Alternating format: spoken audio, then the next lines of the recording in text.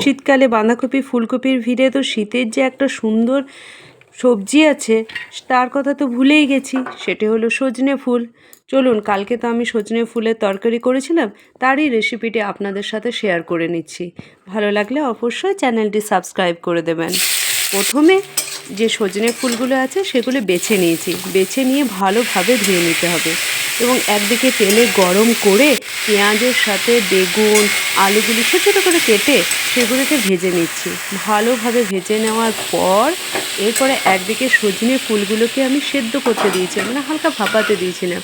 ভাপানোটা অবশ্যই নুন দিয়ে ভাপাতে হবে, নুন দিয়ে না ভাপালে সজনে ফুলটা কষা কষা ভাব লাগবে। দেখুন আমি যেভাবে ভাপিয়েছি সেভাবে ভাপিয়ে নেবেন, তারপরে জলটা ঝেড়ে নেবেন, আর একবার ভালোভাবে ধুয়ে নেবেন।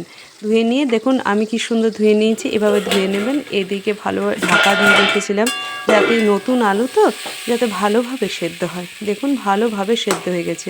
আমি গ্যাস কমিয়ে এভাবেই রান্না করি, গ্যাস কমিয়ে ভালোভাবে ঢাকা দিয়ে দিলে দেখবেন তার ভেতরে সেদ্ধ হয়ে যায়।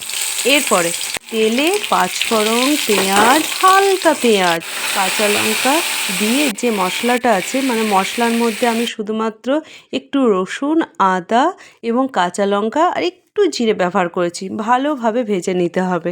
এরপরে বেগুন আলুগুলি তার সাথে দিয়ে ভালোভাবে মাখিয়ে নিতে হবে। মাখিয়ে নেওয়ার পর যে সজনে ফুলগুলোকে আমি তুলে রেখেছিলাম সেদ্ধ করে, সেগুলোকে দিয়ে ভালোভাবে নাড়াচাড়া করতে হবে যাতে মশলাটাও তরকারিটির সাথে মিশে যায়। দেখুন আমি কি সুন্দর নাড়াচাড়া করে নিয়েছি। এর মধ্যে আমি একটু গরম মশলাও দিয়ে নিয়েছি। দেখুন খুব সুন্দর হয়ে এসছে। এরপর আমি একটু জল দিয়ে নেব। জল দিয়ে নিলে কি হবে, তরকারিটা যে আলুগুলি আছে সেগুলো সেদ্ধ হয়ে যাবে। দেখুন একটু জল দিয়ে নিচ্ছি।